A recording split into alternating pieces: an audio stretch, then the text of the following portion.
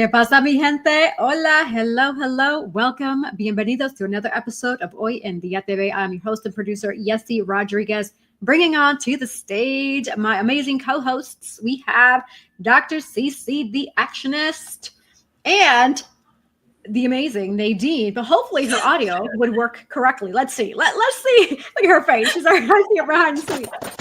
Oh, no! Sorry, sis. You get to look at your pretty face today, right? Oh, okay, got it. So, okay, I see. Okay. Well, hey, this could be something different though, because, usually when we have really deep, thought-provoking conversations, have you noticed that the enemy tries to step in to stop us? But guess what? That's not going to happen again today because we could do something different. So, Nadine, what about this? Because your audio is acting wonky, let's try the comment version, right? Comments, and then we can get more people to engage with us, with you, your comments. So hey, maybe we can try to pivot differently and see how this all works. What are your thoughts about that? Yes. Yeah, I was thinking the same thing. Yes, great minds think alike. I was thinking the same thing. I was like, it's going to be perfect. It's going to be good. Absolutely. My dear, how are you? Dr. CC, how are you, sunshine? Talk to me.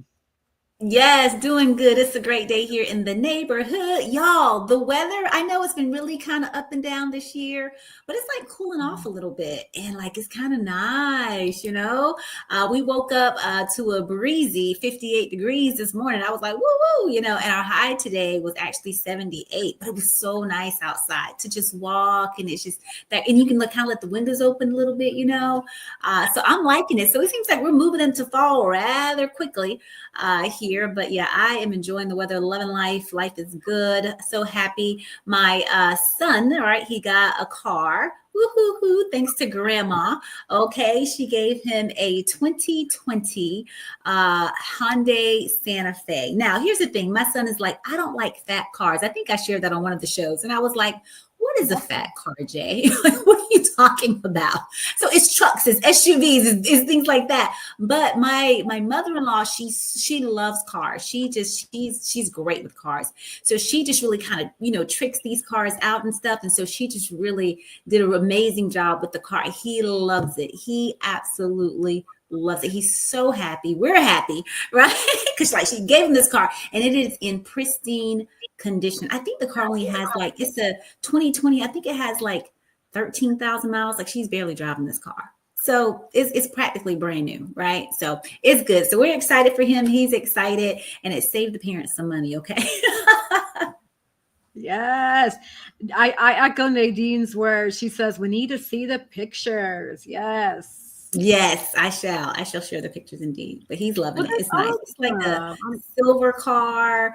It has the black and red interior on the inside, and she put the little lights for the color and stuff. And it's it's cute. It's cute. So I was like, okay, was like, don't let anybody drive your car. Yeah, that's awesome. Yeah, we do too, Nadine. Yeah. We agree. I mean, because we missed you last week, and this week your audio is actually weird. Yes.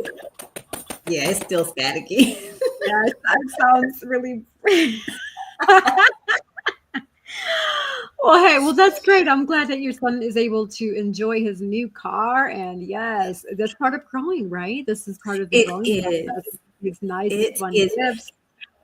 And, I want to give a shout out to, because we had to shop for insurance. So this was his first time with that experience. And I want to give a shout out to USAA. They were amazing. We were on the line with them for 2 hours. And if anybody knows, insurance quotes don't take 2 hours, right? But because it was his first time, we wanted him to kind of maneuver the process because this was a learning experience. The representatives that we had, one of the ladies' name was Candace, I believe, and the other one was Rory or something like that. But anyway, they were amazing. Just shout out to them because they took the time to really explain everything to my son. And again, he kept, I don't think he was paying attention because we were all on this conference call and he kept saying, can you repeat that? What was that? And I'm like, boy, if you don't pay attention, but they were so patient with him and so kind. And so just a shout out to USAA Customer Service Department. You guys were extremely amazing. And the Dilly family here, we appreciate you so much. I know they get more complaints, right, than anything, right? Typically when you're doing customer service jobs, but we want to say kudos to the USAA Customer Service, the Auto Insurance Department team. Thank you so much. Thank you so much. Yes, absolutely. And I'm so glad you said that, because I agree with you. I feel like a lot of people do more complaints, which is fine. You can be that whistleblower, but when people do good, hey, acknowledge the people, right? Especially the customer service, and it helps with their evals.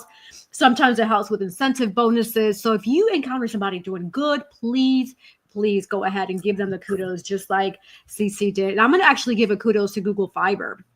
I finally parted ways with Spectrum. I got sick of them. Spectrum, I'm sorry. I mean, I tried to hang in there with y'all years. And before, I was technically forced to have this relationship with y'all because y'all have a monopoly, right? But saying that, finally, from relocating from where we used to live now to the new spot, Google Fiber is offered.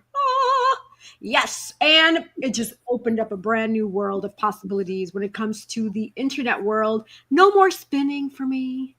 And seamless internet experience, just watching television. It's just been great. Playing my videos. So shout out to Google Fiber. I will say I'm one of those that also likes to do reviews and search reviews. And so it was like pros and cons. So and what I'm about to say, you all can also research and see for yourself. When I did the research last week, the ratings at that point were like 3.4 for customer service compared, and this is for Spectrum, compared to Google Fiber, they get a 4.2 average, and they're award winning. So just something to think about, anytime you're shopping for a product, just make sure to look at the reviews. What are people saying, right? What's the price cost? Is it going to be too much or too low, et cetera? Those are all important factors for you all to consider, especially when you know what you and your family and your household will need, like I did with our internet experience. I was tired of just unreliability, especially dealing with the podcast. This was a very important platform for me, for us, Nadine, and for Cece. And just the continuous unreliability, it was just enough. And I got sick of it. And I'm sorry I had to part ways with you. I continue to wish you all Spectrum the best. And hopefully you all can improve in that. So honest feedback from a prior consumer of Spectrum. Very good. I like that. I like that we can do this here for the public, for those people that are international, that they may be coming here, nationally to our country and stuff, kind of knowing what's out there. And it really does kind of, just kind of sucks that in some of your areas where you live, it is a monopoly. Like, I hate that. Like, this is America. This is one of the greatest countries in the whole wide world. We should have options, right? And typically our options have options. Okay. So the fact that in this community where I live, I don't like that at all. Like, I'm like, no, that cannot be. And it's really difficult too, for like, even the newer companies, right, to come in to try to get into the area. It's like, there's all this red. I'm like, why? This is a democracy, right? Okay. And we thrive on right? Competition. Okay. We thrive on that. So yeah, so I'm glad that it is actually working out with you at Google, and the reviews are so important. Red flag with the reviews. If you see too many positives and you don't see some negatives in there, it might be something wrong. It might be AI, generating some of these things. So it's good to see kind of a mixture. Some companies out there are really killing it. They're really making, doing what they do. You know what I'm saying? Doing their very best. So, they might have some of the 5-star reviews, but definitely I always look for the bad reviews first. Like that's what I'm looking for. That's what I'm looking for. Yes. Yeah, and I will say, sis, I will say this. I actually, initially, when I did the whole setup, because what really impressed me with them is that they send you like a link, like a QR code, and it takes you to these different videos, walks you through the process of how to self-help yourself. And there was an issue with the actual extender that I received. And it was because I didn't know this. And this was feedback I shared with them as well. Like, being a first-time consumer, apparently you have to go on the actual site and set up your own network name and network password. And I had no idea. And so I shared that feedback with them, and they were open about it. They were like, you know what, thank you. And I told them, I was like, I'm coming from a new consumer because I looked at every detail of your instructions and nowhere did it say that. And they were really like willing to fix it. They didn't want me to get off the phone. They were like, no, we want to make sure that you're good before you get off. And they were really like trying. And I was like, okay, I'm impressed. Like, I like this. This is different for me, So yeah. That's good. Little things like that just kind of puts that cherry on top and really builds that relationship with, a provider and then the consumer, right? These businesses, and everybody thrives on good business. And so reviews like this. So, shout out to USAA, shout out to Google and all the other ones out there. Just like Yessie was saying, if you all have had a positive experience with a business, with an organization, shout them out, because I know they hear more bad stuff than the good stuff. And yours was really a process improvement. Somebody had forgot a step. We're all guilty of that. You're putting all this, do we have all the steps? Yeah, we got all the steps. Everybody say, yeah, we got all the steps. And then you come on as a new consumer, it's like you forgot the step, but they stayed on to walk you through to make sure everything was fixed. So kudos to Google. Absolutely. Thank you. Thank you. I agree. And with that, sis, I'm going to say this. I'm not sure if you all are aware, but talking about parting ways and parting relationships, BET Hip Hop Awards and the Soul Train Music Awards were being suspended indefinitely on the BET Linear's cable network. And this occurred as of August 7th. 2025, multiple media outlets, including NME, reported that BET suspended both award shows indefinitely. And so pretty much this derived, according to what I'm finding here, the official explanation is that the BET CEO, Scott Mills, confirmed both award shows have been suspended because this says the move is not an end, but a temporary pause to re-image. So that's the because, to re-image how these shows can thrive in our evolving media landscape is what he's saying. So key reasons: stagnant or declining viewership, financial pressure, and a broad shift away from linear television. And so broader factors at play, the Paramount Global Skydance media merger raises questions about BET's strategic priorities as it navigates ownership changes. So thinking about that and thinking about how pivotal the BET Hip Hop Awards as well as the Soul Train Music Awards was, especially for me growing up, how do you all feel about that? We're people of color. That kind of makes me feel some type of way a little bit, right? But how do you all feel about that? I'm curious to know your thoughts.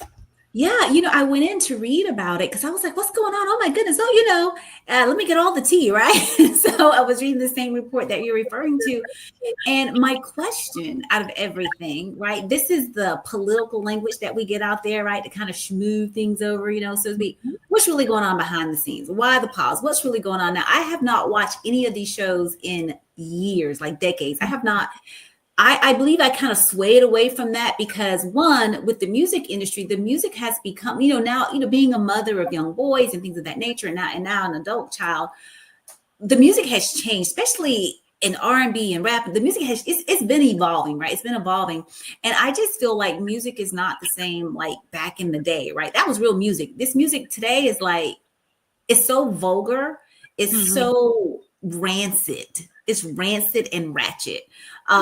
Just like OMG. And then you see these award shows being put on and the dress, or should I say non-dress, right? Of these entertainers and these performers and things. And I'm just like, how far is too far? And so the image that they're trying, I don't know the image now that they're trying to portray. I don't know if it's out there that, is too much is happening on these platforms. And I think people just think like, less with clothing and the language more bold, like it's better. It's not. I think that for Americans, everything is a shift. There's nothing new under the sun, right? There's nothing new under the sun. So we're just recycling. We're revolving, right? So I believe that a shift is coming to where I know for myself personally, for my family, I don't like to watch a lot of TV with cursing and just vulgarities and obscenities and nudity, and it's too much, even for my brain. And these are things that we try to protect our kids from. But I'm like, I need to protect myself from this as an adult. So I don't really know all the stuff that's going on with this whole award show, but I do believe that there's something kind of sinister behind the scenes. There's something negative, I believe, that's going on, and they are trying to re-image, rebrand, because somebody from somewhere that controls all this media. You see what I'm saying? These are the people that you don't see. These are the names that you don't know that's really pulling the strings to make some changes. So something has occurred, right? Will we ever know the truth? Maybe it's, in time we'll know, but I think it's good to put a pause. If you need to, go back to the table and kind of redo some things and so on and so forth, that's always good. We always have to take a moment to just stop and think and say, are we going too far? Are we headed in the right direction, right? Are people loving what we're doing, what we're putting out? Are they loving these entertainers? Because some of these entertainers, I'm like, I would not, I cringe for their children, because a lot of these people, they are very, they're new mothers. and the clothing and what their children. This stuff is out there. You can't reel this back. You see what I'm saying? They're gonna see it. And then would you like your child singing some of these? I'm like, some of the language, I'm just like, oh, my ears. I don't know. What are your thoughts? You know what, sis? When it comes to children, I'm very passionate in a good way. And what I mean by that is because one, I believe in protecting or censoring viewership, similar to what you were just sharing. But also a lot of these parents, because they became young parents at a early age, right? They're still in that teenage mentality. They haven't fully matured or grown into what actually adulthood really means, what it is, the mind shift, the responsibilities, the workforce, the finances, etc. Just anything when it pertains to leaving your teenage years and then turning into what's officially an adult, where you're working and trying to thrive for the better.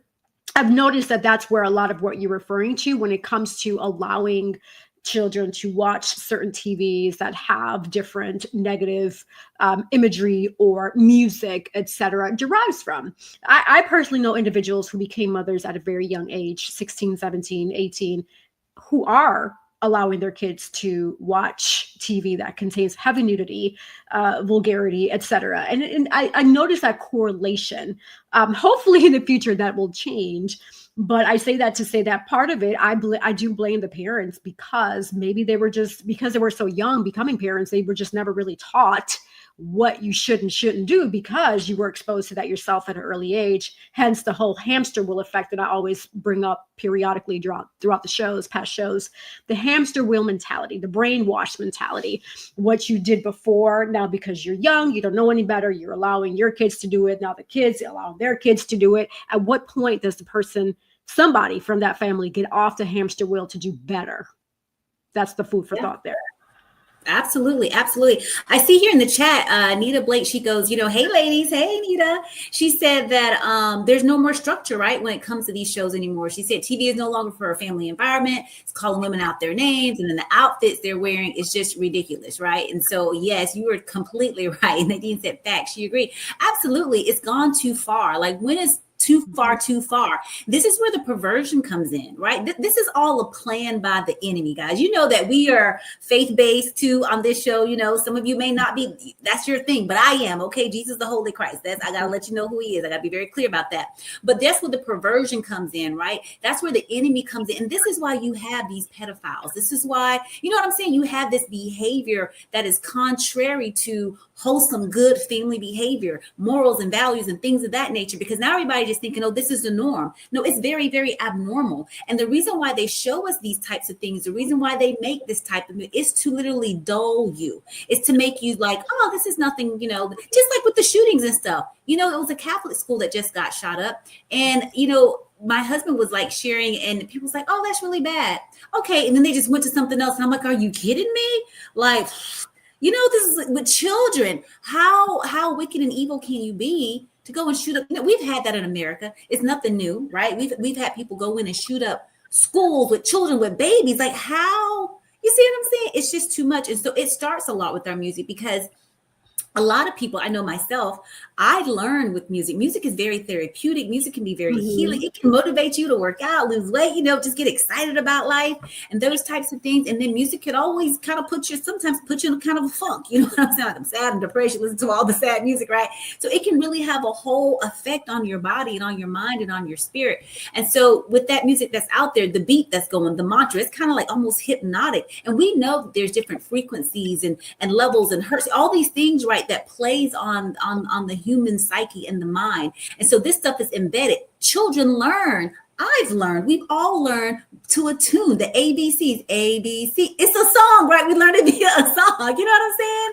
And so the music is very, very important. So I'm glad that, BET, they're all kind of re-looking at this stuff again, whether they're forced to or not. I'm just glad, and I hope, right, things get kind of cleaned up a bit. I remember back in the day where you didn't see all the stuff that we see now. I'm like, it's basically on television. It's like soft porn, really. And it's awful. It's awful. And I don't want to see that. I feel embarrassed if I'm watching a movie with my family, my mom and my dad, and something like that comes on. I'm kind of like, cover my eyes. And I definitely don't want my kids seeing that stuff. So Thanks for the feedback there, ladies. I saw that there in the chat. Fantastic. Yeah, definitely. And I'm just going to highlight some more information with regards to the shooting that you just brought up, sis. And I do send my deepest and heartfelt condolences and just prayers and thoughts to the families affected, because that is truly devastating. For those who don't already know, this happened August 27th, so just yesterday, during a morning mass at Annunciation Catholic School in Minneapolis, where a shooting occurred, and it was during the first week of class. So 2 children, an 8-year-old boy, Fletcher Merkel, and a 10-year-old girl, Harper Moisky, were killed, unfortunately. 18 others were injured, including approximately 14 children and 3 elderly individuals, most of whom are expected to survive. The shooter was identified as a 23-year-old female, Robin Westman, a former student of the school, and Westman died by suicide at the scene. Weapons and tactics used were rifles, shotgun, and pistols during this situation. So this is horrible. I'm a loss for words. It's just, I really pray this stops soon. This needs to stop. Like, I don't understand why individuals feel the need to take another person's life in general.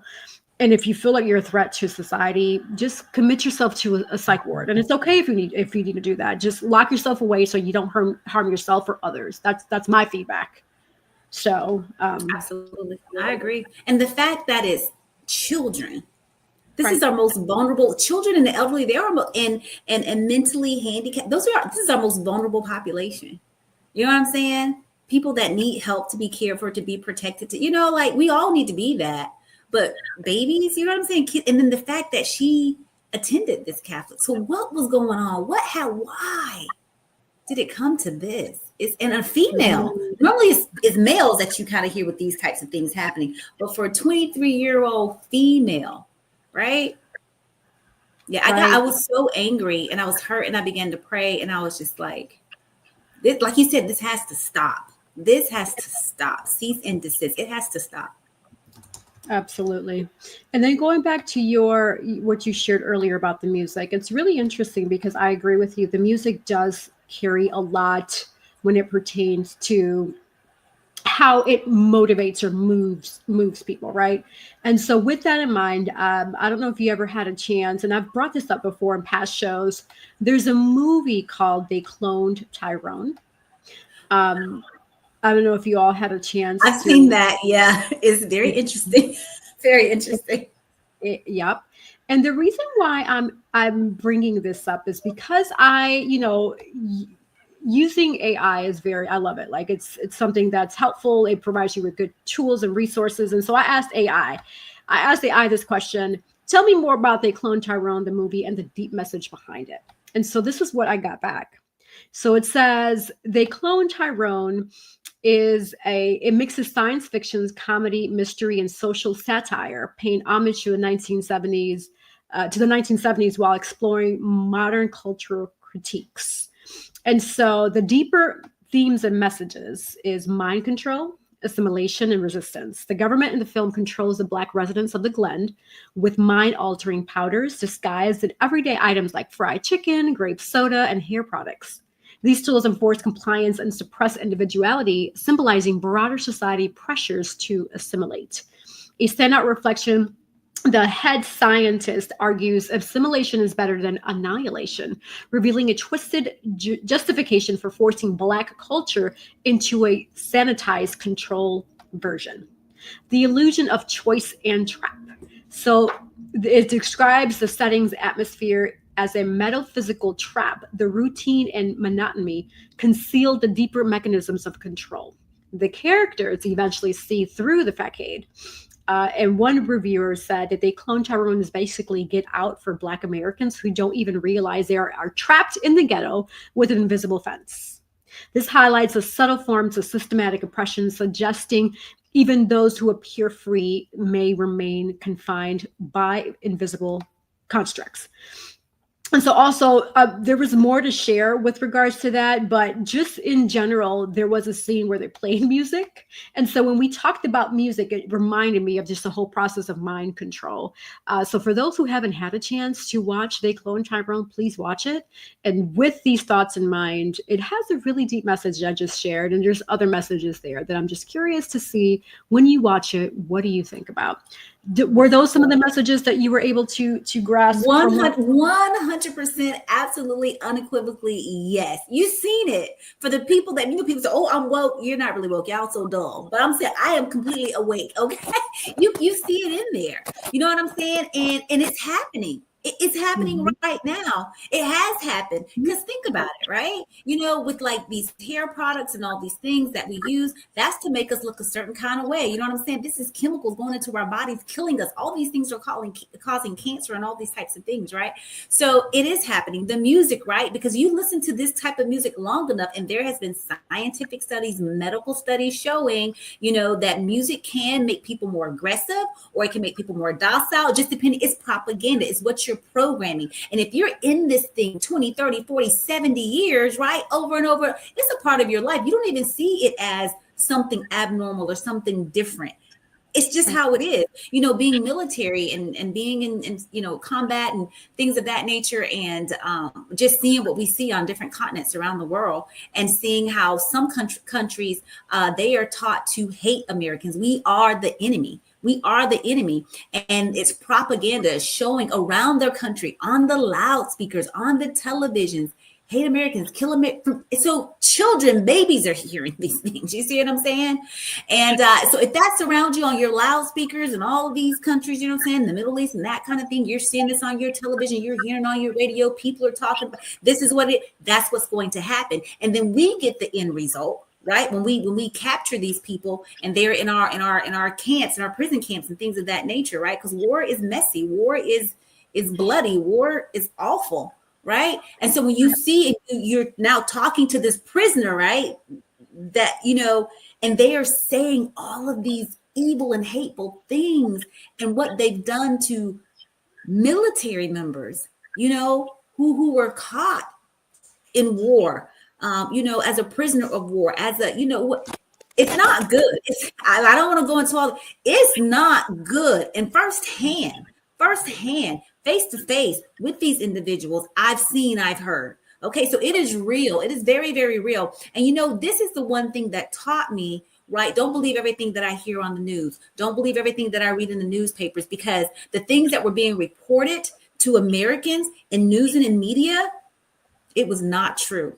Because I was living it every day. I was there to see it every day. And so you really got to dig deeper, get, more of the story and things of that nature. But that cloning, Tyrone, it seems like we're all clones. I know that Nadine, I believe you had put, because we put stuff out that we want to discuss for the show for the week. Or maybe it was you, Yeski, about the cloning in China of a baby, like in this whole artificial kind of wound and all, like, this is nothing new under the sun. We know about the sheep that they were cloning. It's so much stuff. It's too much.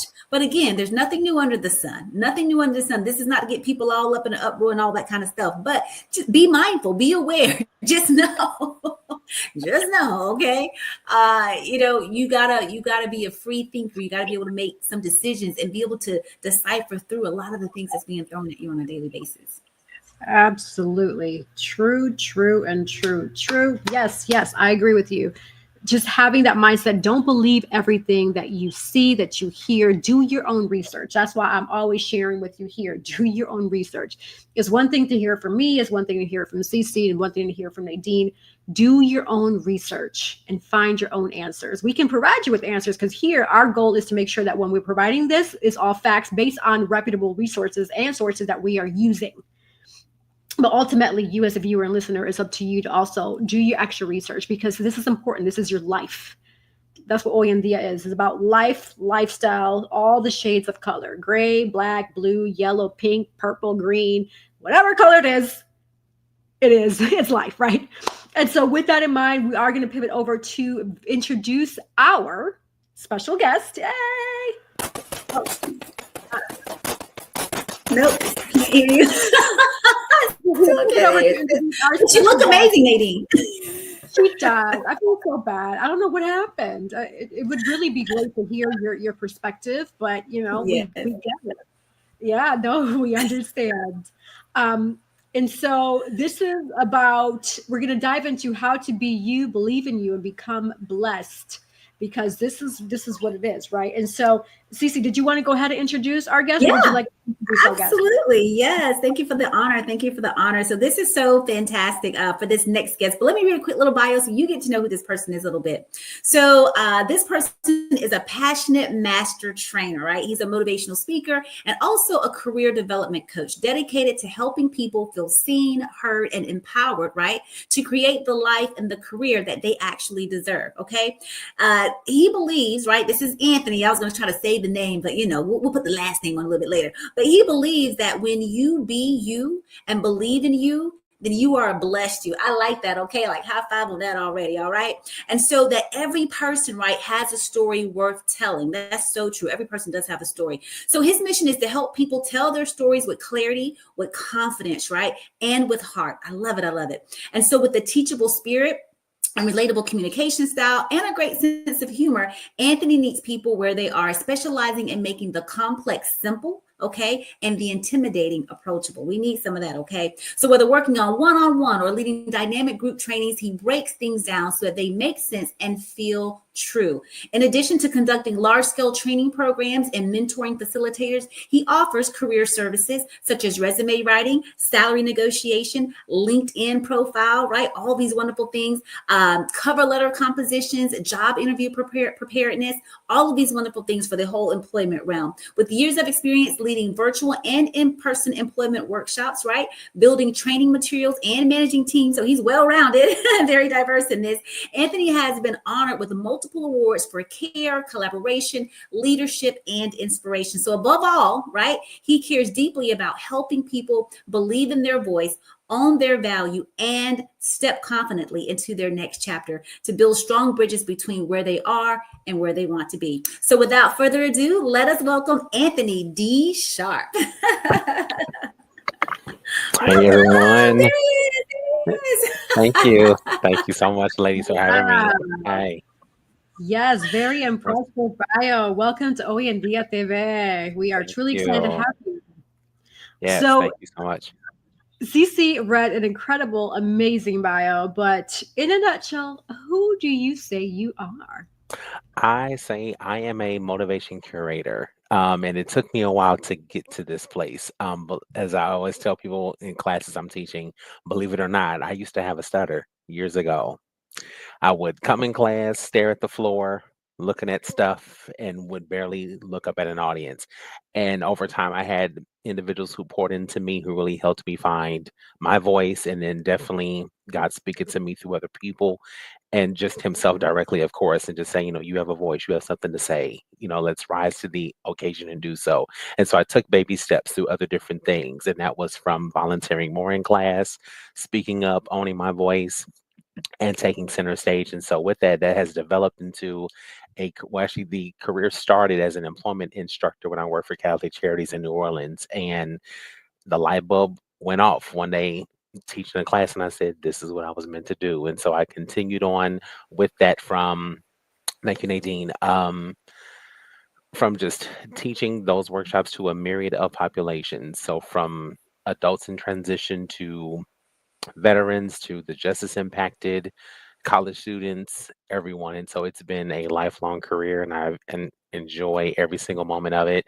And now moving into the space of business owner is really a huge step that I'm so glad to make, and definitely in Lord has made things uncomfortable to push me there. There was actually a pastor who prophesied to me during the service, and he was like, yeah, he's like, I'm seeing business owner here.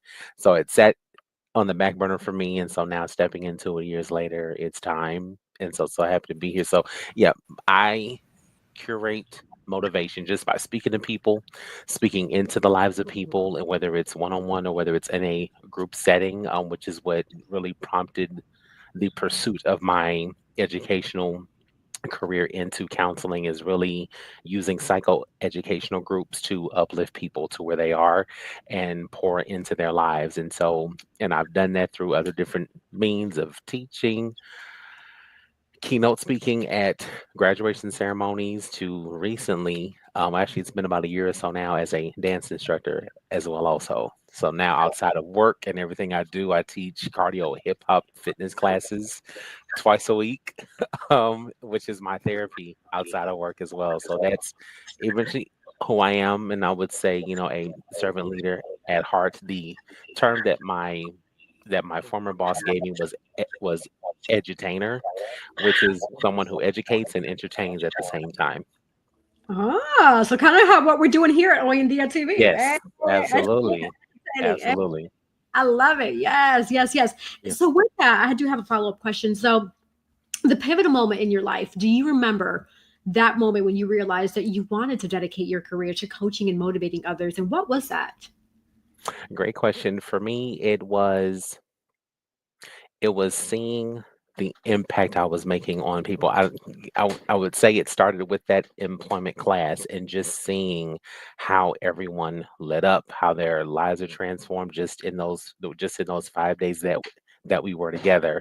And we made adjustments to those classes. Sometimes it was 3 days, then it was back to five. And so just seeing the impact of that and how it transferred over to every single population that I worked with. And I said, okay, this is what I was meant to do. And when I would say it even started before that. I would say the bell started ringing when I was in class. I remember taking a lifestyle and career development course in my master's program, and my professor, God rest her soul, she's like, who wants to help people find the right job for them and find their purpose? I was the only one who raised my hand out of a class of over 10 people. And so I said, okay, God, I guess it's going to be me. And from there, it just took off. And I was even doing this even back in high school. Like I remember taking a course like that. And my teacher, Mr. Kyle, was showing us about resumes, cover letters, and stuff. And I was like a little nerd. I was like, oh, this is so fun. Articulate someone's value on paper. This is great. And then it just spiraled from there. And so I knew I wanted to continue doing that. And so working with many different populations just further confirmed that this is what I was meant to do. That's awesome. That's awesome. I applaud you so much because for those of you that don't know, Anthony and I, we worked for the same company. And I recently, went my own little way, but he's still there making things happen. But he was the actual or is the master trainer with this company. And so when you go and you get all, because it's for the Department of Labor, right? So this is a big deal. Okay. So Yes, we're dealing with very much like so. a multi-million-dollar, institution. And so when you go through all this training and things to learn them, it's a lot of courses that you got to learn, a lot of information.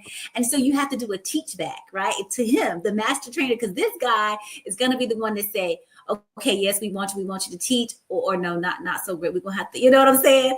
And so he was on travel because he travels, all around the nation and filling in when people can't fill in it and just making it happen.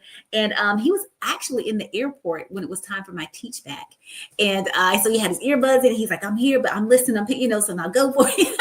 And you get about 20 minutes or so, like to show him what you know and everything. And so it was just so phenomenal. And he just told me that I did such an amazing job. It really blessed my spirit. I didn't even know, much like you, Anthony, that you had a stutter. I've never stuttered, but I never considered myself to be like a good speaker or anything. The only reason why I started to kind of go down that road was because when I was becoming in PT school in the military, we had to present in front of this board, right? And I was doing my presentation on Duchenne's muscular dystrophy. And so they ask you all these medical questions about the disease and, all this stuff, right? And so, and I was scared out of my mind. I was shaking on the inside, but they were like, you're amazing.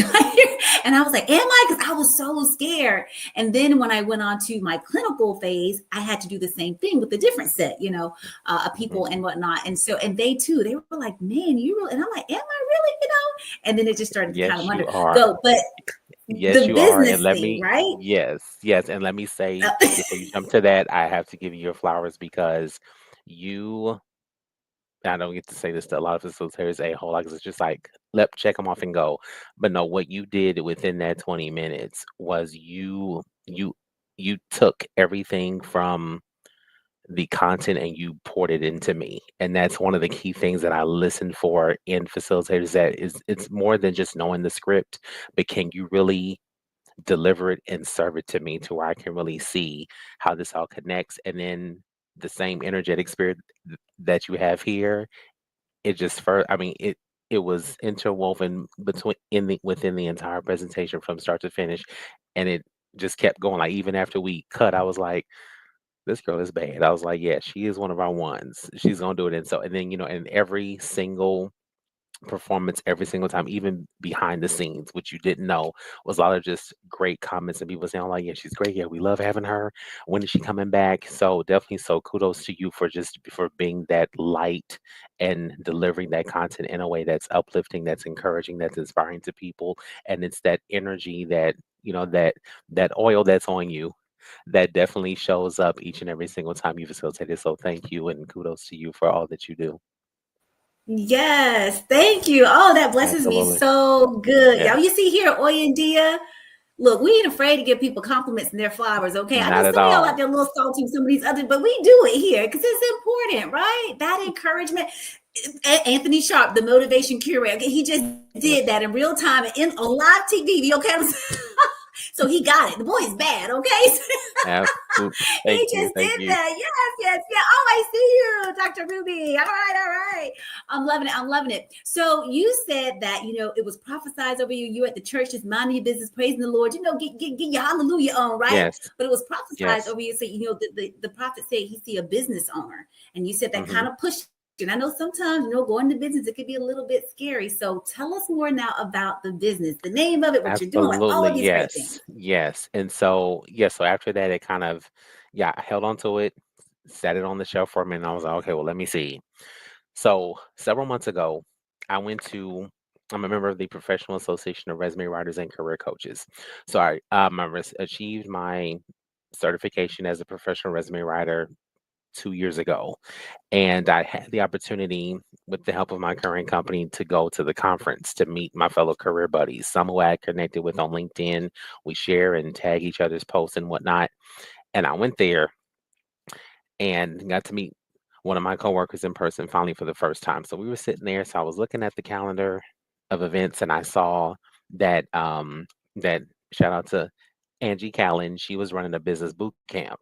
And so I said, well, let me just go and see. And so they were like, did you sign up for it? I was like, no. I was like, I know my company's not gonna pay for it because I already paid for this. So I said, I'll make the investment, pay for myself. Paid for it. My buddy Mark Missiano, another great coach, set me up, paid for it. I went inside, sat at the back table. So I'm sitting there listening, and just from Angie talking, just pouring everything out. I'm sitting there. Holy Spirit starts downloading. I'm listening, and right then and there, I wrote down my business name, the tagline, and my first price package. And I said, okay. It's just more stuff was coming. So after we finished that session, some people were talking. And they were like, hey, we're going downstairs, to just sit by the bar and talk and network. You want to come? And I said, I would love to, but I said, I have to go to my room. I said, I'm getting an overwhelming amount of information right now. Y'all may not understand it, but I said, I got to go. I said, I'll see y'all tomorrow. And just sat down and really wrote everything out, planned everything out. And it was pretty much everything that I had been doing and how I approach my services to people. And so it's always just making sure that the person is branded, that they know that they're able to, as we talk, I'm listening to their value and trying to pull it out with the help of AI sometimes to help phrase and articulate things and make sure that how they're articulated on paper sounds like them. It's their authentic voice because they're the one that has to go pitch and sell it. And so standing firm on that, and then the name branding you, I said, yep, that's exactly it. And then that tagline, be you, believe in you, bless you. So when you are yourself, authentically yourself, not copying anyone else, and you believe in you, you have belief that this is the position for you that you're interviewing for, you're going to receive the blessing of getting the job. You're going to also receive the blessing for yourself that's going to pour back into you from just using the same tried and true method, just being yourself. That's it. Not putting on a mask. It's you and your authentic self going into the interview, whether it's in person or virtual. You show up as you. and be yourself and show them who you are and share your light with them. And the blessing is waiting on the other side of that. So that's how it all came to be. And I even was kind of, prior to that, I was even sitting on my calling to be a minister as well. And so when it came, and I was like, is it time? And I was sitting, I'm like, okay, I'm like, and I was like, let me not even think twice about it. I said, Lord, it's yes, it's a yes. And the pastor I was under at the time, Pastor Gregory Henderson of New Life Church here in Ontario, California, actually asked one of the elders and actually ushered me into getting my license and preaching my first sermon there. And so that is that was the beginning point of me saying yes. And then from there, God has just been just opening up doors and doing a whole lot more than I can even imagine. And so that's how the business came to be. That is amazing, Mhm. impressive. Listening to you, I hear there's key points here that I'm hearing, and I want the audience and listeners to capture this. So first, I heard you say investment. You didn't really Mhm. say it, but you said it, right? You're investing. Mhm. You invested when you paid for Yes. the class to listen to the speaker. A lot of people don't realize the importance of investment. When you really want to take something seriously, whether it be like you said with your career with coaching, speaking, being better, what Mhm. you starting a business, you invested, or whether somebody wants to be in the entertainment industry, acting, modeling, Mhm. or broadcasting, that's investment. Anything that you do, investment. Being Absolutely. a career with a major company, you have to invest in degrees, Yes. certification. Absolutely.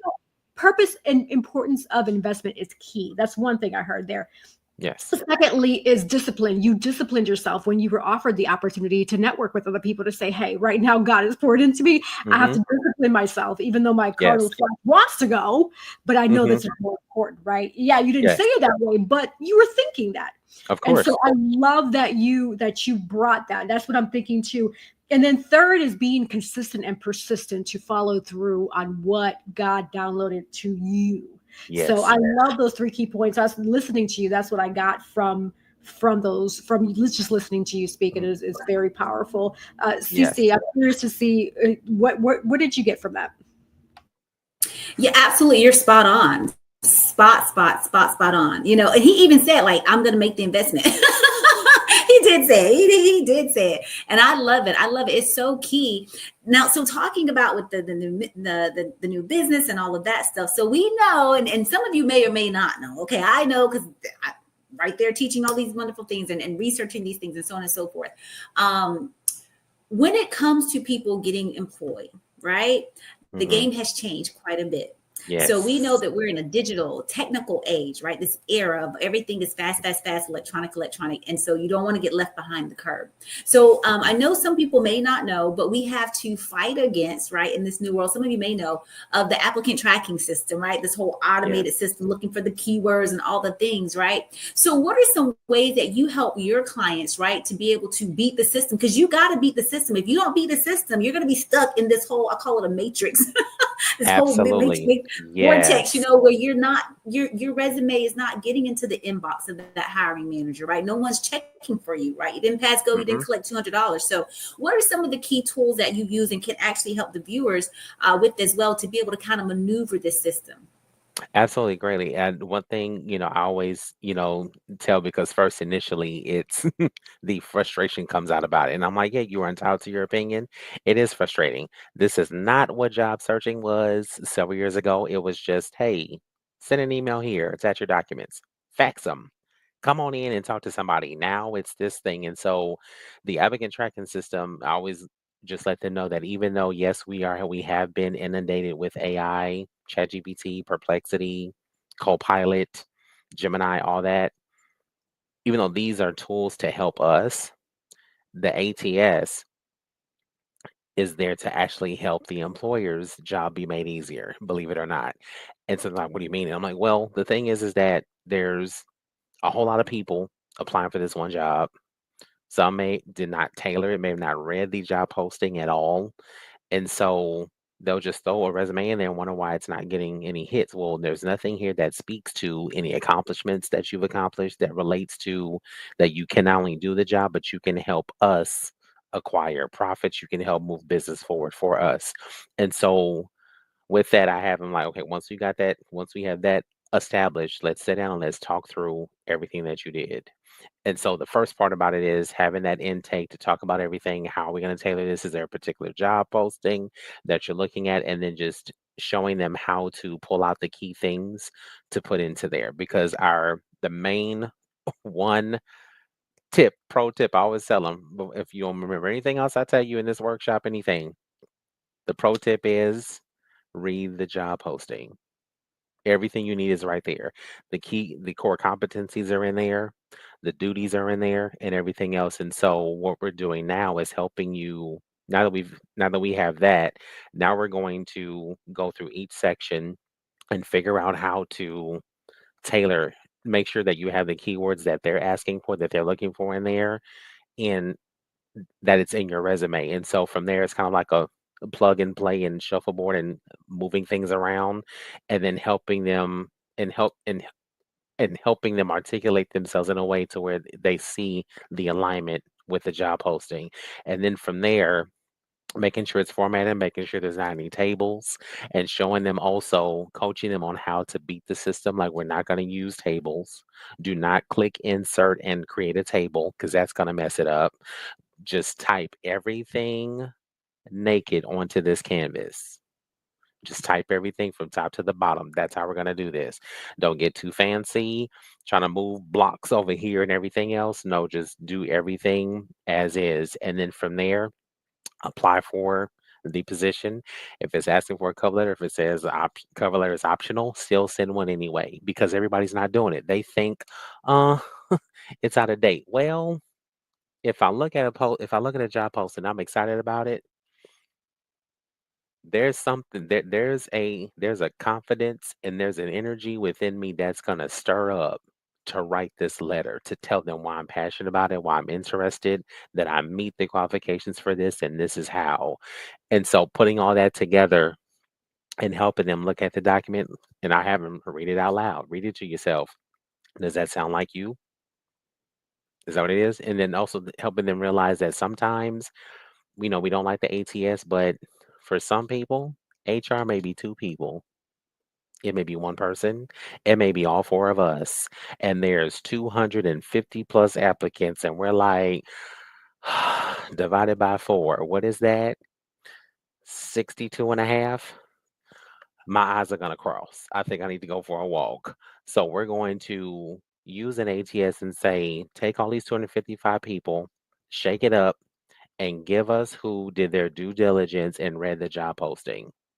And that may drop from 250 maybe down to,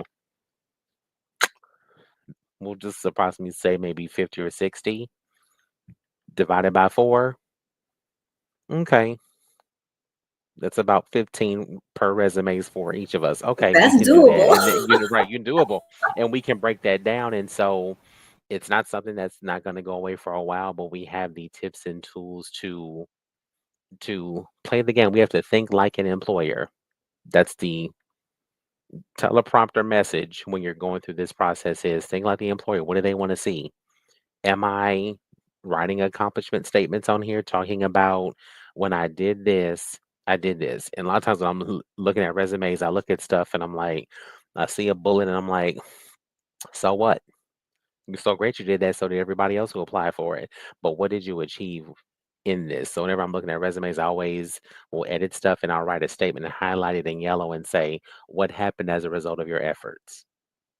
Because that's what employers want to see. We want to see not just the keywords, but what are the accomplishments that you achieved here at this employer, that previous employer, and how does that, so that way they can see how that aligns with what they're looking for.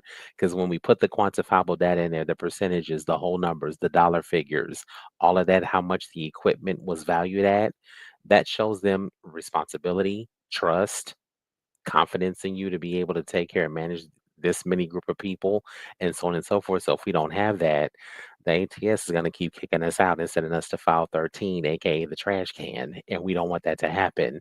And so we have to take a look at this document for real to really know what's going on. As I tell job seekers all the time, your main commandment outside the 10 commandments is know thy resume.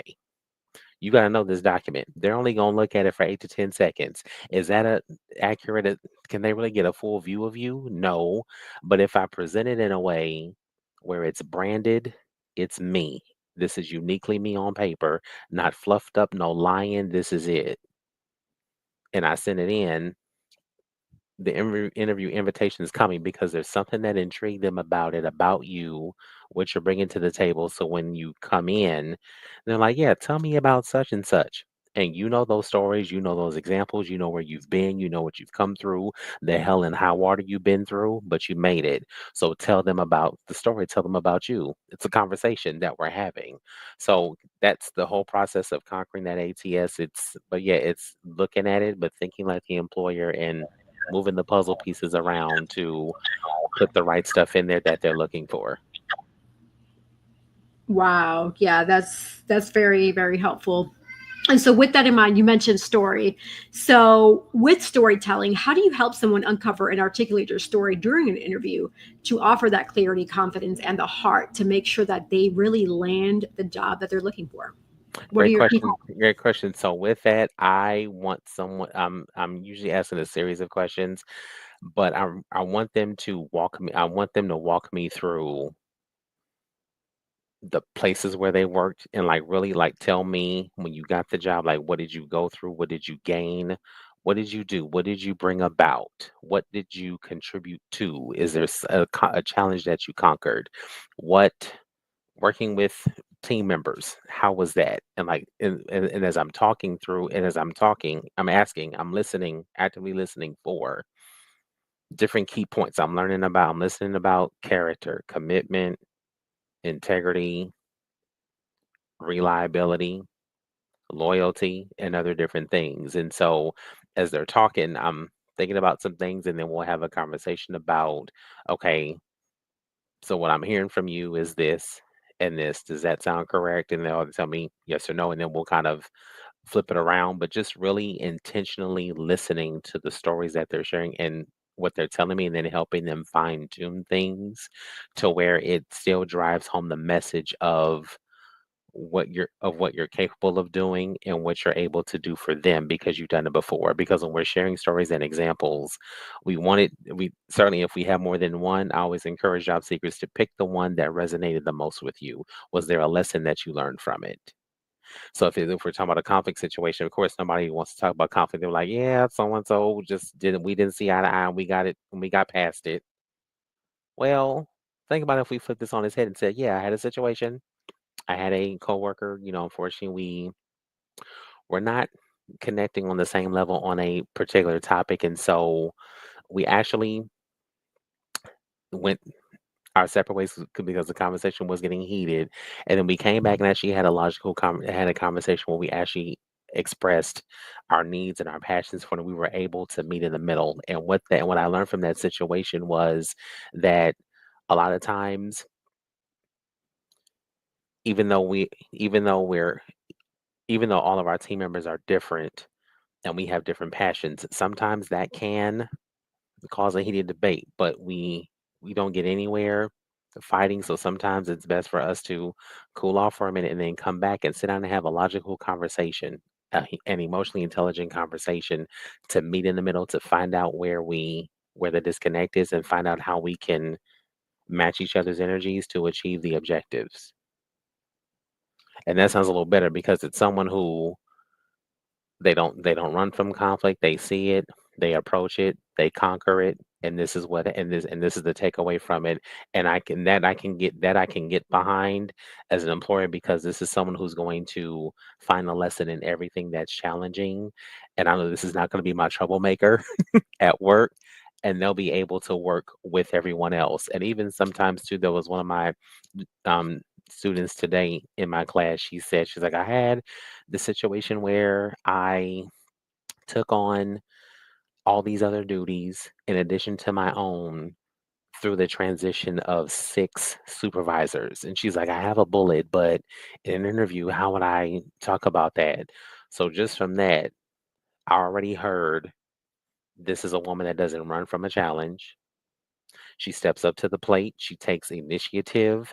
She didn't back down. She didn't run. She didn't say, that's not my job. She said, "No, I'm gonna step up here and do this, and I'm gonna take these duties, everything that's been given to me, execute them successfully." And as a result of that, because I was asking, I was like, "So you did all of this, so we can phrase it this way, and then, but also add the result on the end of that. What happened as a result of you taking on all those duties? Was it maintaining productivity? Was it maintaining the ebb and flow of the workday of daily office operations? What came up as a result of that?" Because that will let an employer know that you're the go-to person.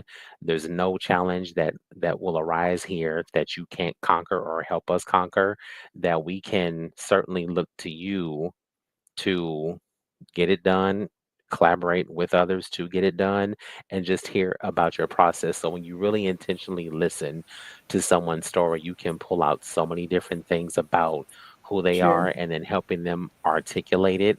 And even just starting from the question of tell me about yourself. We we sometimes tell so much. That bumps us out of the running initially because we want to say, "Oh, well, my name is so and so.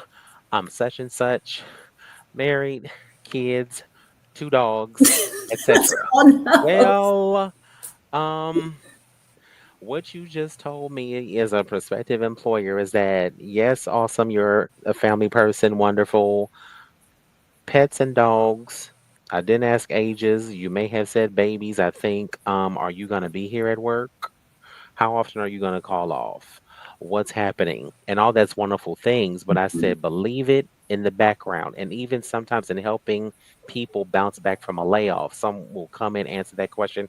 Yeah, my last job, okay, you just depressed the employer in 2 seconds. Stop it. Stop it. I know, I am not a heartless son of a gun, but I want you to understand you are in a healthy competition with other people. So come in there, know what you're applying for, and give it. So when you come in, give them that branding statement. Come in and they say, "Tell me about yourself." "Sure, my name is Anthony Sharp, and I create order out of chaos." Oh, now I'm intrigued. "Yes, my name is Anthony Sharp. I'm a motivation curator. How I do that is I infuse motivation throughout every single workshop that I facilitate. As a result of my motivation, everyone leaves my workshops empowered, encouraged, and motivated to go out and find the job of their dreams. I came across your ad for a director of training because I see that you have a need for enhancing your training outcomes and maximizing retention. I'm glad to tell you that in my most recent position as a master trainer for a program that operated out of 15 states, I trained a group of a total of 32 facilitators, equipping them with the tools to teach our workshops to our veteran population. Throughout within the first 6 to 12 months of our program, our class retention rate was over 85%. So now I have a quantifier, what you did, what you're about, and how you go about doing it. Now I'm intrigued.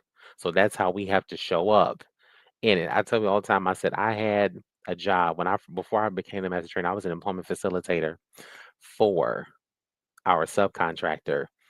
At the time, my mentor was living in California before she moved to Nevada, and I was her Instacart person. The day of my interview, I only had time to come in, drop her groceries off, come home, use the restroom, go in my dad's office, and I was staring at a wooden panel wall on my phone interview. Every single question they gave me, hitting strikes at the bowling alley, every question. Because I knew what I wanted. I wanted the job. I'm looking right at it. They had my resume in front of them. They asked me questions. They mentioned employers. I had my stories ready, but they helped me jog my memory. Not every employer does that, but they mentioned my past employers' names and asked questions, and I knocked them down.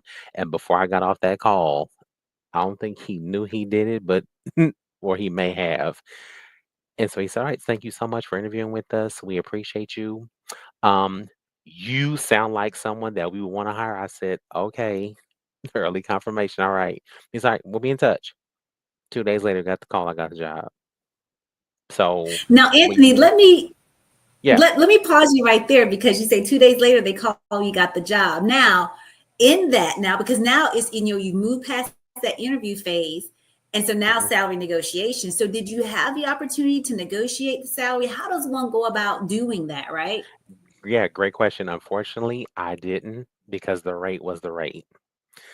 So I went in, took it. I had a full time. I was juggling at the same time, so I was fine with it until my full time started acting crazy. And I left them and stuck with C Tech, and then eventually had some angels in the midst. One angel in the midst who actually recommended me for the master trainer role that I eventually got later.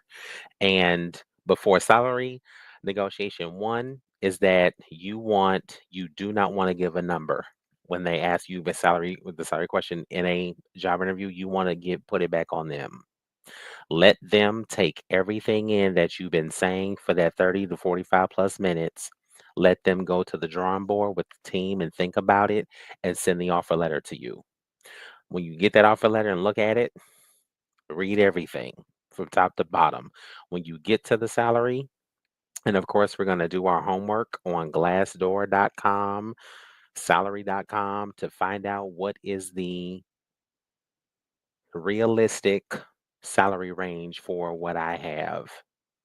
My skills, education, and experience, the C factor, skills, education, and experience. What I'm bringing, is this figure worth it? Is that it? If it's not, then what I'm going to do is I'm going to write a nice little write up. I'm going to do the homework for the employer. They're not going to have to do anything. I'm going to go sit down, write it up, think about it. And if I want to negotiate, I'm going to look at my realistic range and then find a range that works. Nothing that's too astronomically crazy, but something that's realistic. So if they offered me 68.9, but I know what I'm bringing is 75 to 80, then I'm going to do something realistic. And let's say my budget is chilling, rolling on dubs at 72.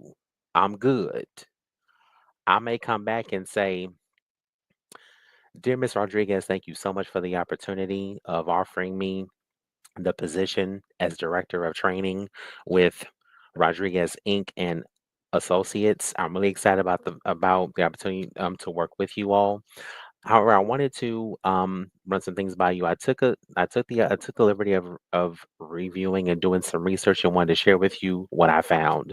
I noticed that the salary range for a director of training in Los Angeles, California ranges from 75 to 89,000 a year.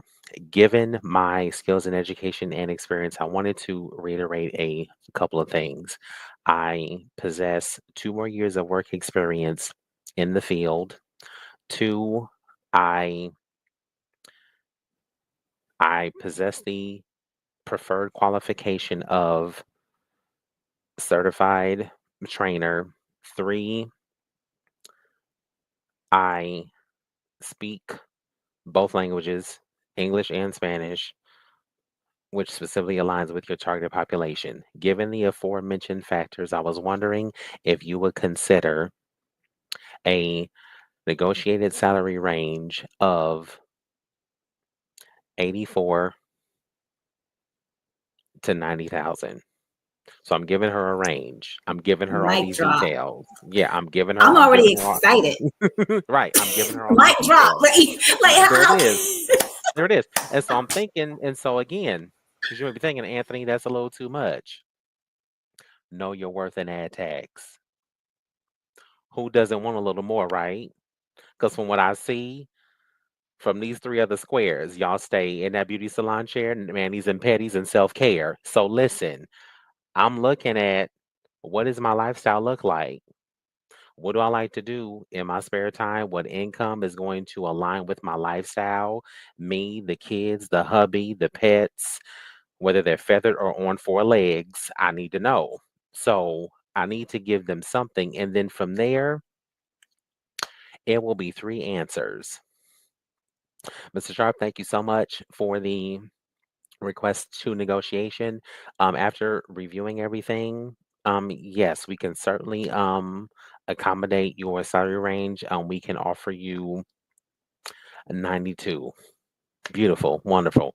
Or another answer could be, unfortunately, given the budget that we've aligned for this position, the rate that we can give you is what's stated. However, giving after your probationary period, we can sit down and have a discussion about possibly increasing your salary then. Or it could be, on mm, or it just could be a flat no. Now, if they say no, that's not the time for us to go ghosting and say, forget these mother suckers. I didn't like them. No way. I know they got money because they got solar panel windows out front. Y'all lying. Mm-mm. No, no, no. You make a choice if that will work for you. That's their budget. Every company has a different wallet, but you owe it to yourself to at least ask. If you don't like it, it's not for you. Then again, as somebody told me, bless it and release it. Thank you so much, Ms. Rodriguez. It's been great. Thank you so much. I appreciate you. However, I'm going to respectfully decline, but I wish you the best on securing someone to fill that role and move on. You never know. You may find it somewhere else, or Miss Rodriguez may have gone to bat for you because she's like, no, we ain't going to find nobody better. Hold on. We got to get him. We can't let him go. And she may go back to the drawing board and she may like, Sandra, Nadine, come here. We got to talk and have the conversation and talk. And then they know their stuff. They know what's going on. They know who they're potentially getting. And they may move some money around in the budget and come back and may have something for you. But it's not just what we do, but it's how we do it. We're a guest in their house. We're just doing the homework, put it in writing, and then ask them. If you give a fixed number, guess what? They are going to sit on that company while it's so tight. And then you're gonna be mad when you start working. You in there getting your cafe latte from the coffee machine, and somebody's talking and talking just a little too much, and then talking about how much they got offered, and you're like, "Well, wait a heck, wait, hold the heck on. You mean to tell me I got gypped out of two more $1,000 and they had to?" Well, you didn't ask, so who are you gonna blame? Who you gonna blame? Go to that mirror and go look and go go to that restroom and go stand there and look in that mirror. Look at that person standing right there. Whether you are vanilla, Latinx, African American, Cuban, whatever. Look at yourself. That's who didn't ask. That's who didn't do their homework. That's who didn't stop and say, let me just ask. Just ask. Again, no, not right now. No, or yes. Or yes, here's a little more. You never know, but you owe it to yourself to at least ask. My friend, she did it and she already knew how to do it and stuff. She was applying for a director at a hospital, like these different locations and overseeing a team. She put in a request for 95 to 10 something. They came back, gave that girl 110. You never know. You just never know what they're going to offer you, but you owe it to yourself to at least ask. And I wanted to go back to what you were saying about the points that you pulled out, about discipline and commitment, all that.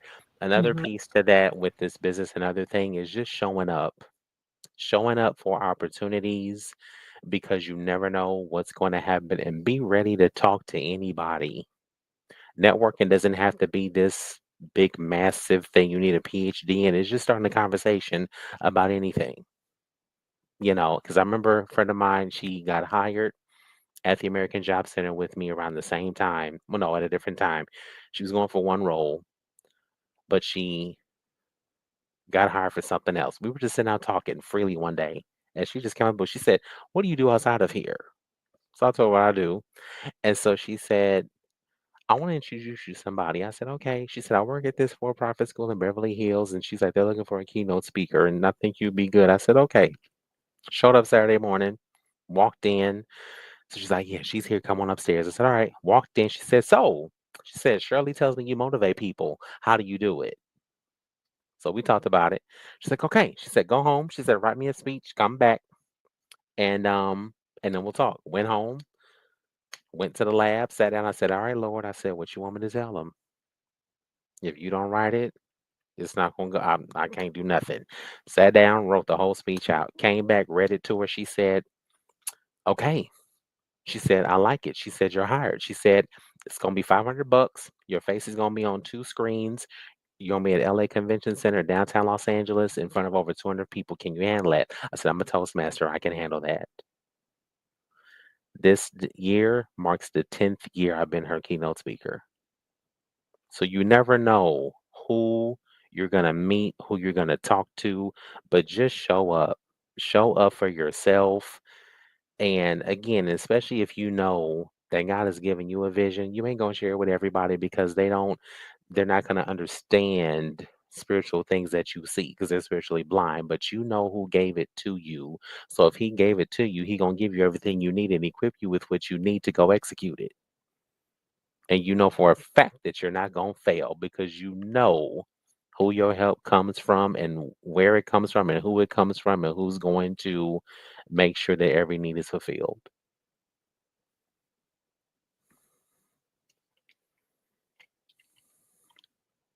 There, I You're felt it. you're on, there you go. Oh, I finally got unmuted. Can y'all Yes. hear me? Yes, we can. Okay. Yes, deep moment, mic drop for sure. Thank you for sharing that. I do have Absolutely. one more follow-up question, and I Of would love to course. bring you on for part 2 because there's just so Of many questions course. that I'm going to ask. I'm sure Nadine has a lot of questions, but because her audio is acting wonky, she can't ask, and I'm sure Cece has additional ones. But I also had a thought before I ask my question is when we do bring you back for part 2, how would you feel if we did a mock scenario where me, Cece, and Nadine were interviewing? We did like a mock skit scenario, and you can kind of walk us through, like, we can act like we're entering into a job. And then from there, we do our interview, and then you can share like the pros and cons and what we could do better, Absolutely. just more for visual purposes to help coach the audience Yes. and listeners. And also so Of they can get a course. feel for when they work with you, what it is that they can expect from you as well. Yes, absolutely. Most definitely. I would love to. Awesome. Yes. And this is So the then, cool thing. I'm sorry. That's the cool thing. Yes, I was going to say you can ask your question about what he's doing with his new business and all that stuff. In our trainings, we actually do that with our participants, right? With the consumer base that we serve, we do those mock interviews and we give that real feedback. Right? So if you got a class of 30 people, you'll get some feedback, which is great. And I love the idea about having that happen right here on this show to show the world, right? How it's Of done, course. how it should be done, right? And then linking Yes. up with you, Anthony, right? To be able to carry it on Absolutely. through. Absolutely. and with regards to the offer of services that you do have available and offer to the viewers and listeners, you do resume writing with Yes, so LinkedIn. I do resume writing, cover letter composition, LinkedIn, so helping them build their profile, cleaning it up, showing them how to optimize it and how to cultivate it, because it's more than just a photo and some stuff. No, I need to actually cultivate it, engage with it, and really be on there and make sure that I'm active, because employers, when they're looking at who they're going to reach out to, that's one of their stats. They're looking at if you're active on there or not. Do job interview prep, just what you heard, walking them through the salary negotiation process, how that works, and breaking that down and sharing with them one of the write-up templates that I use. If there's anyone who needs a keynote speaker for their graduation or anything else, I'm available for that as well too. And then just all things, just career transition, trying to navigate through different things, whatever it is, just let me know. Absolutely. Yes. Well, I'm excited about Right. that. This is going to be truly amazing. You offer so many amazing services, very much needed services, especially Yes. because from what I've seen, the unemployment population is really high and people are looking. They just don't have the right tools, resources, information, polished LinkedIn profiles or polished resumes to help them get that foot in the door to show what they have to offer. So people like you are definitely invaluable and valuable as well because Yes. you offer so much helpful information. So my hat's off to you. And I'm truly excited to bring you on for part 2 so that we can continue Yes. this conversation. We are going to pivot over due to time to last minute words. And this is an opportunity for you to remind the audience and listeners how they can find you, how they can follow you, how they can request for your services, etc. Anything that you want. If you have a food for thought quote or a reminder, anything is going to be the opportunity for you to share with the last minute words. To lead us through that, I'll have CC start. Nadine, I know your audio isn't working. So if you want to put your last minute words in the writing, in the comments, feel free to do that. And then we'll pivot over to you, Anthony. And then from there, I'll close out the segment. Sure. Fantastic. Yes, it's been an amazing show. Thank you so much for being on the show.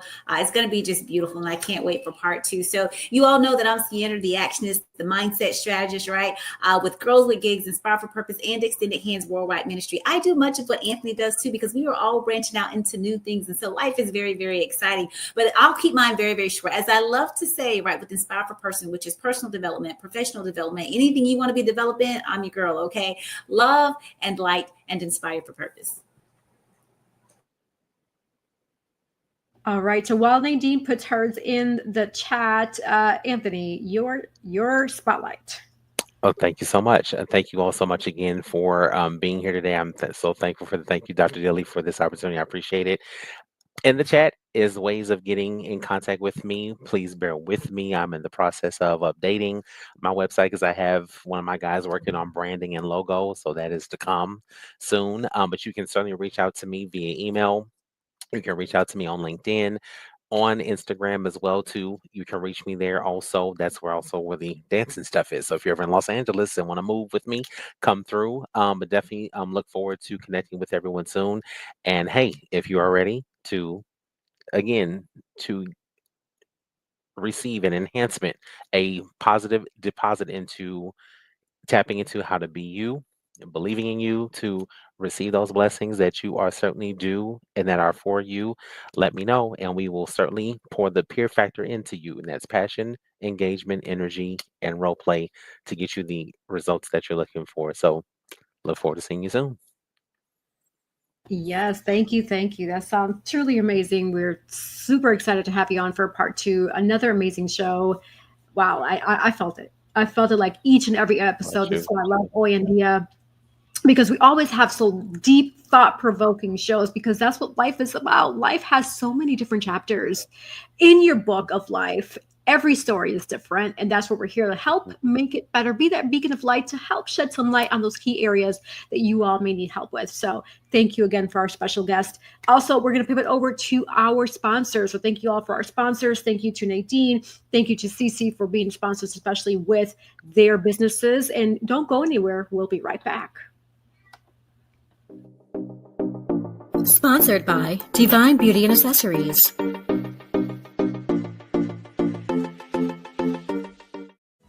Watch Hoy En Día TV, Thursday, 7:30 p.m. Sponsored by Collective Wear. Available at www.yessierodriguez.com/shop and myrod-enterprise.com/shop.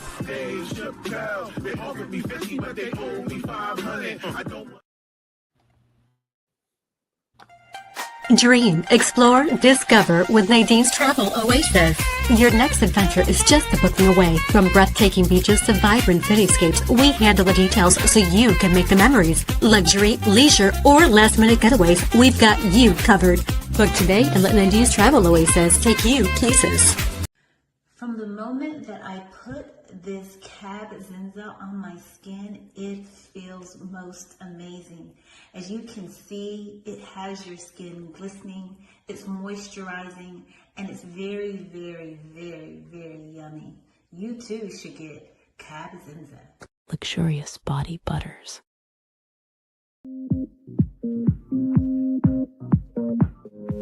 Are you ready to slay the scene and the runway? Calling all aspiring actors and models, this is your moment to shine. Join our Powerhouse Acting and Modeling Beginners Workshop starting September 8th at 7 p.m. and unlock the confidence, skills, and presence you need to dominate the stage, runway, and the camera. Learn from industry pros, hands-on modeling and acting experience. Build your portfolio and craft, perfect for beginners. Limited spots available. Registration is now open. Sign up at yessierodriguez.com/powerhouse-workshop. We look forward to seeing you there. All right. And for those who want to be sponsors on Hoy En Día TV, the email is at the bottom of your screen, hoyendiatv@gmail.com. We welcome you with open arms. Different types of businesses, as you can see, our roster is growing with just different promos that we have. And that's something that we offer here at Hoy En Día TV is if you have no clue, you want to promote your business, but you have no clue where to start, reach out to us and we will help you get that started. We will put it on here on the show. Not only is it seen visually worldwide, but people hear it in different platforms, whether it be Spotify, Samsung Music, Amazon Music, iHeartRadio, Pandora, RSS, Deezer. We are all over the place, even visually on YouTube, Facebook, Instagram, etc. Hey, this is what Hoy En Día is, a worldwide platform. So make sure to get your business seen and heard here on Hoy En Día TV. Also, for those who want to know more about me, just Google me. Go on Google, type in Yessie Rodriguez. It'll pull up a little bit about me. It'll pull up my website, social media, Facebook, Instagram, etc. So thank you all in advance for your support and for always supporting here at Hoy En Día TV. Also, last minute words, like I always say, always remember that the sky is never the limit because the galaxies are endless. So thank you all. Until next time.